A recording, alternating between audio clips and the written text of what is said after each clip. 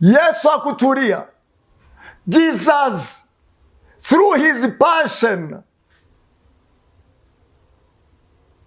kupitia ule mzigo Yesu aliokuwa nao, kiu na shauku kwa ajili ya mwanadamu mwenye mateso, mwenye shida,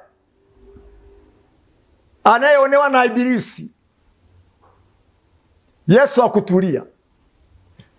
Mijini, mashambani, kwenye vitongoji, kwenye vijiji, alizunguka kila mahali. Hakutulia kabisa. Moyo wa Yesu ulijaa huruma kwa ajili ya watu.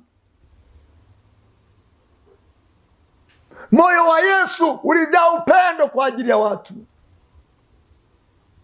Yesu aliwaza msaada kwa ajili ya mwanadamu.